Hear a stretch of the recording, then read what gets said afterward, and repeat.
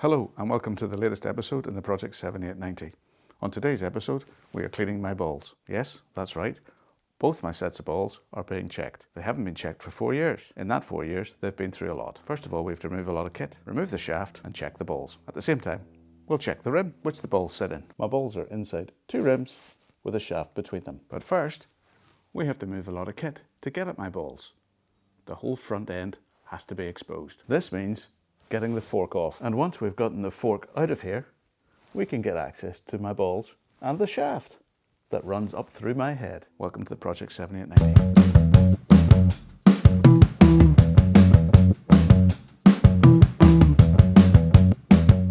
Hello and welcome back to the 7890. In today's episode, we're not going out. It's too cold. I do have some things I still need to do to the bike. We had an advisory on last year's MOT, which is the UK's roadworthiness check. They said it was a bit of a clunk in the steering, so therefore I'm just going to check my bearings, my ball bearings, because they're loose cages in this. Check those. Give them a clean, and if they need replaced, it looks like I'm putting an order in this week. But we'll have to take all the front end off. So basically it's bars off, front wheel off, brakes off, forks out, crowns loosened, etc. So it's quite a bit of unbolting and bolting back on. I'll stick a time lapse on until we get down to the crowns, and then we'll pop the crowns out and have a look at the bearings. So with no further ado, let's get on with it, and we'll catch you on the other side.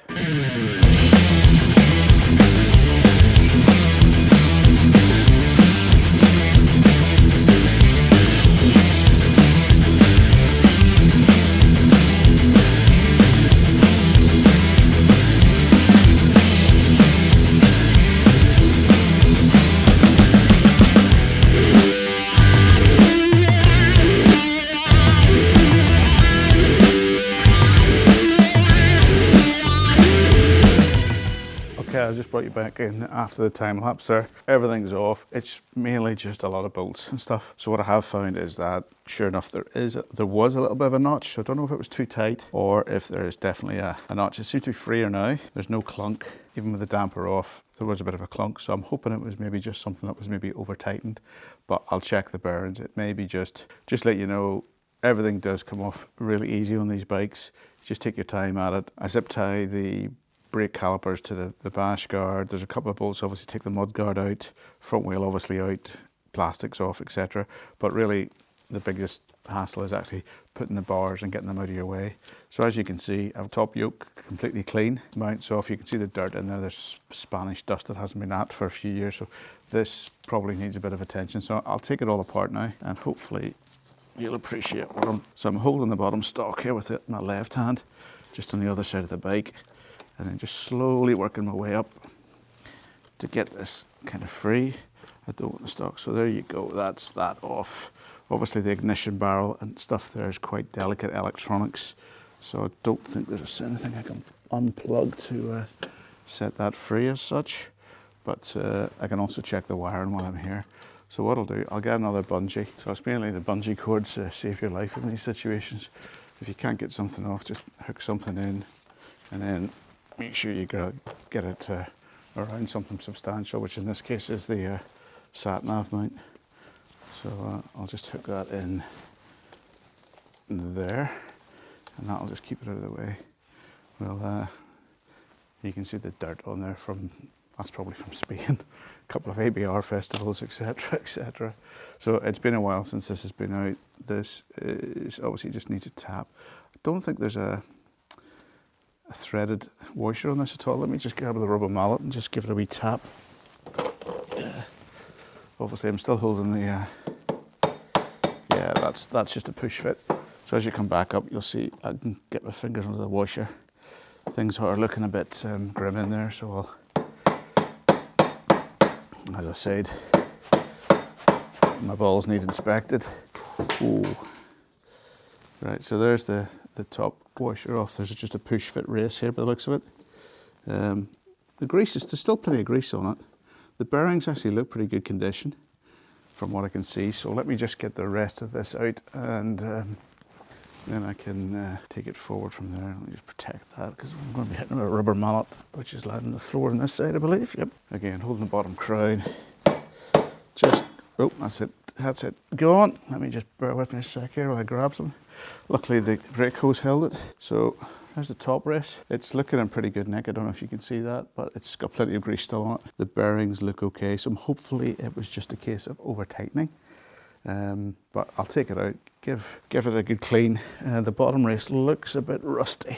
I don't know if you can see that. You can see that bottom race is looking a bit worse for wear, but hopefully it's just a clean up and there's nothing too bad with it. It doesn't look like there's a load of dirt in there, so it looks like they're pretty well sealed, but that is probably about 4 years worth of crud in there. Okay, right, I'll go away here, clean this up, have a quick inspection and bring you back. Okay, we're just back at the bearings and stuff, just to give you an idea how clean they are. So this is focus. You can see they're all cleaned up now. They were covered in a pretty big industrial grease, so give them a good clean. I use petrol and then give them a shot with brake cleaner afterwards, so they're basically dry now, ready for repacking. And you can see inside the races, they're all basically like new. There's no rust. And just to give you an idea, there's the top crown. Everything's moving nice and smoothly. There doesn't seem to be anything. I think what's been, it's just been a load of dirt. This is the bottom race. This was the dirtiest one. There's still a wee bit of stuff in there. The bearings all look okay. There's no rusting or pitting on them. That's what you need to be looking for, especially with loose cages like this. I don't know why KTM don't use taper bearings, but it's probably a cost-saving measure. And if anybody's interested, it says SKF on that. I don't know if you can see it in the focus. Let me try and focus. There's an SKF brand mark there, so they are probably produced by SKF for KTM.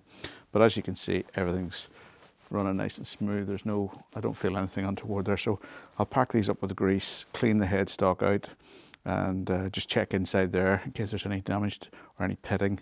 Any pitting there was on the lower crown, on the top of the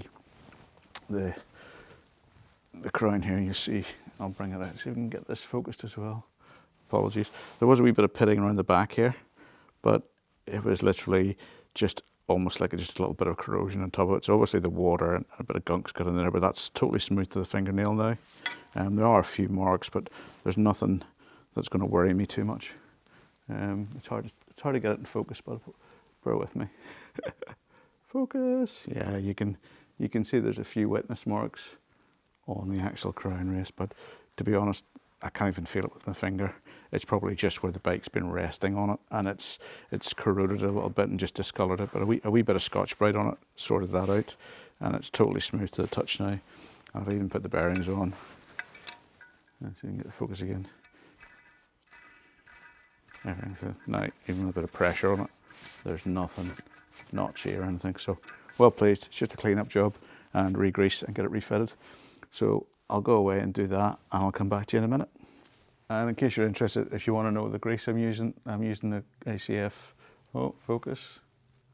I'm using the corrosion block grease from, I think it's the same people that make ACF 50. So a big tub of that, it's blue grease. It's what, 15 quid a tubish. So I'll maybe stick a link to it in the description if you don't have any of this stuff. But this is what I use for everything on the bike.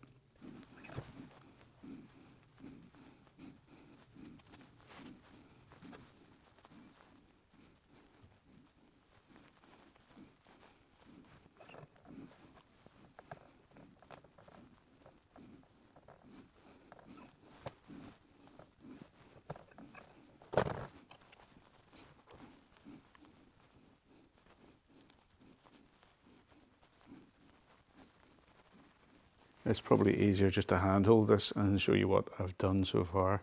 So obviously I've cleaned out the top race and the bottom race. There was a lot of basically industrial grease in there, so it's all been cleaned out. Underneath here is probably where the main culprit is. Excuse me while I come around and try and get some sort of picture here.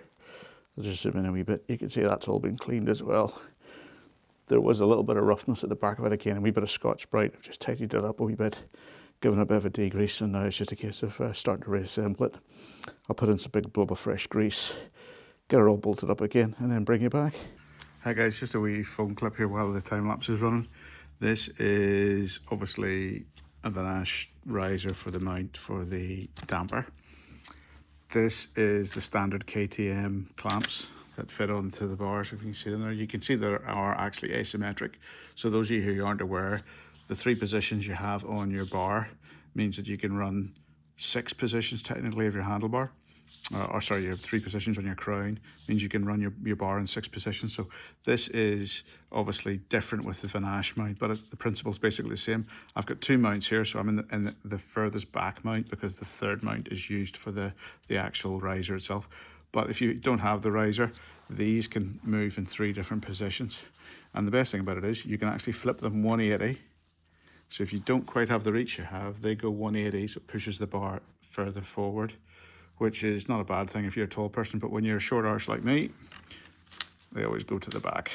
So basically my bar is further back. So just another wee thing in case you're not used to it. I'm not sure about the Chinese ones. I'm assuming they're the same because they've got different clamps on them. They're cast rather than machined. So there's just a few wee differences, but I think the principle is basically the same. So you've got 3 positions in your crown and you can flip these fore and aft. So basically it means you've got 6 different bar positions relative to where you're sitting. It's just well thought out again by what KTM do with these bikes. Sometimes people don't notice these things, but if you haven't adjusted your bars and you feel like you need to, try just flipping these clamps around or moving them to a different position, and thank me later. Okay, just back on the phone again. Obviously clamps are in now, all torqued up. The top clamps are in now as well. So you'll see, it's probably quite hard to see in the light, there's a little dot on your clamps. Now, because I flipped my clamps around, there's writing on the inside of these clamps. This is the 790 2009, so these are more machine clamps than the Chinese ones. So there should be a part number in here. So I match the part number on here with the part number on the top clamp, which means the dot is at the rear. Sometimes people say the dot has to be at the front, etc. So basically the way I tighten these clamps up is I always torque that one down first all the way, and then tighten these ones, and these are the ones that have a small gap at the back. So that's the way I do my clamps. Bars are again parallel with a fork, so everything's kind of set up. Steering damper, I can feel it working there. Everything's in. The next stage is to put the front wheel on, get the brakes on, lower the bike down, check everything's kind of tight and moving, and then we can get the forks lined up with a bit of a jiggle, and then I'll tighten up the clamps is the last thing I do. But that's the job done. Headset's all cleaned, my balls are all greased, and the shaft's back in.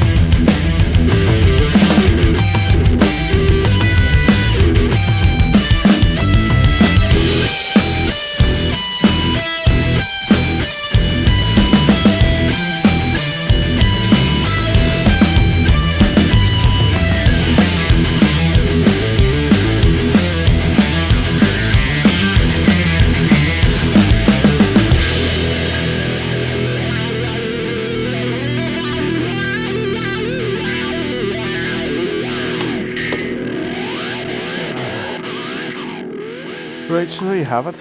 Hopefully you got to learn something today about how easy these bikes are to work on. The big thing for me was obviously just checking those bearings were all good. And I wanted just to make sure, peace of mind, that I didn't have to go out and order a set. So They looked okay. There was no corrosion on them, as you saw. And then we just basically did a wee tidy up at the front end. So I'm just going through, putting the mirrors back on now. Let's just check that's the right way around. Yep. And then that's the bike. But I'm really impressed about how easy these bikes are to work on from a kind of in your garage, your home mechanic kind of point of view. I'm not really worried about anything that I can't do. Fortunately, I have been in a position where I've been able to buy the tools that I need for certain things in the past, and it's built up my tool chest for everything. But all I can say is that if you own one of these bikes, or you're thinking about getting one and worried about working on it, don't be. It's quite an easy bike to maintain. As you've seen the last couple of videos, I've stripped it up, down, left, right, centre. Today I've had to fork the whole front end basically off it. It just takes time, and there's a lot of bolts. Just take your time at it and just read the manual. The manual's got all the clues in it, basically torque settings and stuff. I'm kind of one of these guys that will mark paint on stuff on bolts that I've torqued up to torque, so I've just got to do the forks now, and then that'll be me peace of mind. I have dropped the forks an extra, I think it's an extra 2 mil or 2.5 mil, just to see if I can get the front end down a wee bit and see if that changes the handle a wee bit. I play about with that stuff sometimes, but it's 1.5 centimeters, 15 mil above the top of the crowns if you're interested, and that's the top caps of the Andronani caps. They're a little bit thicker, remember, than the standard caps, but you know, that's the sort of stuff you can play about with just to see what you like. Next things I'm going to probably do is change wheel bearings and stuff the next time I get a tyre change. Just the seals on them just looked a bit tired looking, and they probably need done.